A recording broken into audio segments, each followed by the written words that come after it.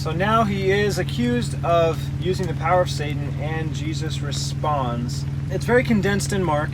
He starts with a question that's actually not in Matthew. How can Satan cast out Satan? He just asks the question. That question's not in Matthew. He eventually goes on to say, if Satan casts out Satan, he is divided against himself, and his kingdom cannot stand. But that very phrase is in a similar wording also in Mark, just a few verses later. And if Satan rise up against Satan and be divided, he cannot stand.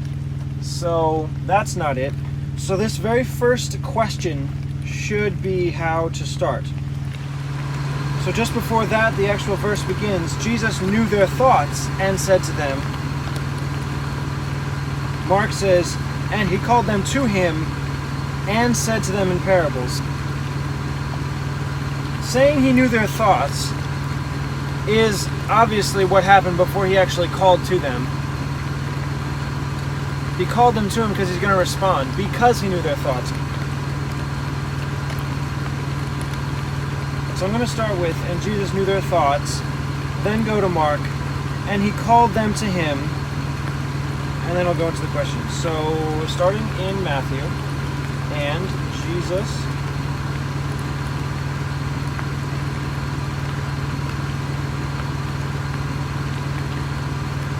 knew their thoughts. Now, before I say and said to them, I'm going to put the fact that he called them to him from Mark. And he called them to him now from both, and said to them. And said to them. Yeah, that's both. And said to them. Mark adds in parables. So Mark only in parables. Alright, so that takes care of that first sentence. Now the question from Jesus. I'm not going to talk about the kingdom divided against itself, because that's the next sentence in Mark. So to this first question, how can Satan cast out Satan? Now Mark continues, verse 24, and if a kingdom be divided against itself, that kingdom cannot stand. Matthew says it a bit differently. Every kingdom divided against itself is brought to desolation. So every kingdom, or and if a kingdom. They're kind of different. A kingdom divided against itself cannot stand, or every kingdom is brought to desolation. Well, I guess I could just put them both together. Yeah. It's stronger to say every kingdom. It's more inclusive than just to say if a kingdom. Because that's saying it's opposed to the kingdoms that are not divided against itself. But it's more clear that every single one, once they become divided, they will fall. So I'll say every instead of if a. Although, with this question up here first, how can Satan cast out Satan? It makes more sense to then have this statement afterwards. If a kingdom be divided against itself, that kingdom cannot stand. Ah, man, they both fit. With this question, though, how can Satan cast out Satan? It really fits better to say if a kingdom be divided, if a house be divided, if Satan rise against Satan, then the kingdom cannot stand, the house cannot stand, he cannot stand.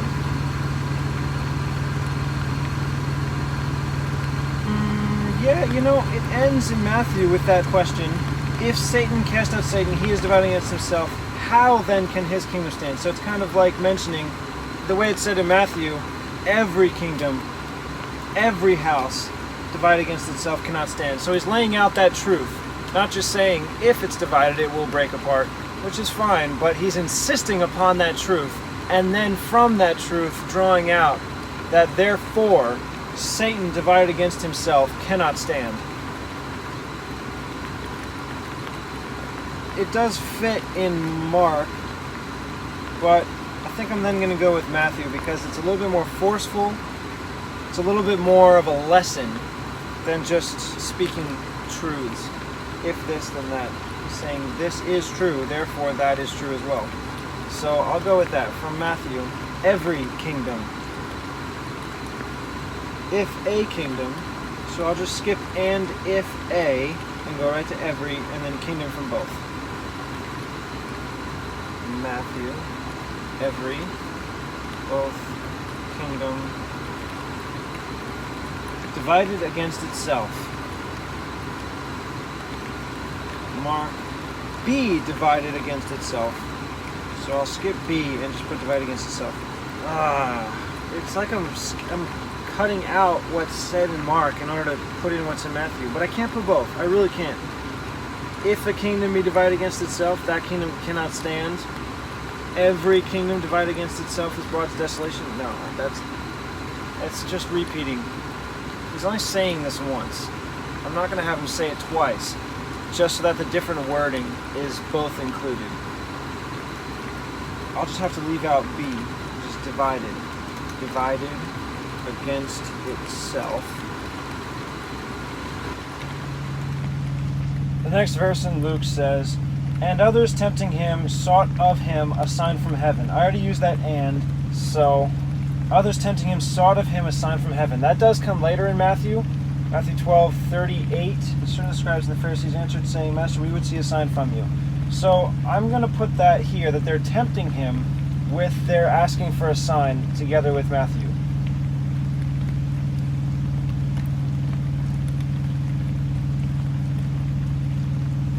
Now, in Luke it says next, but he, knowing their thoughts, said to them, every kingdom divided against itself.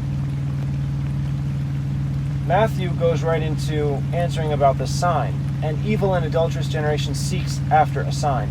Now, he does speak about a sign later on in his response. He just starts with, every kingdom divided against itself. If I cast out spirits by Beelzebub, he's against himself. When the unclean spirit has gone out of a man, he walks through dry places. Then the woman speaks about him. He says, yea, rather blessed are they that keep the word of God. And when the people were gathered, he said, this is an evil generation. So that actually might be separate. But no, I'll put it here. It's part of the same chapter. It's part of the same set of events. So I think it's fine to put that here. However, knowing their thoughts, that is what it says before he says, every kingdom divided against itself.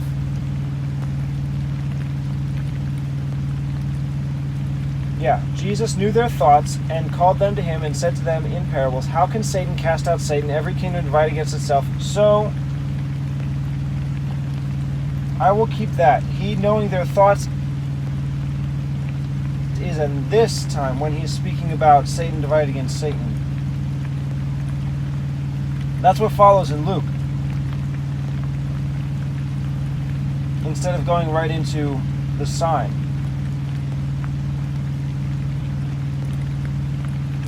I already have and Jesus.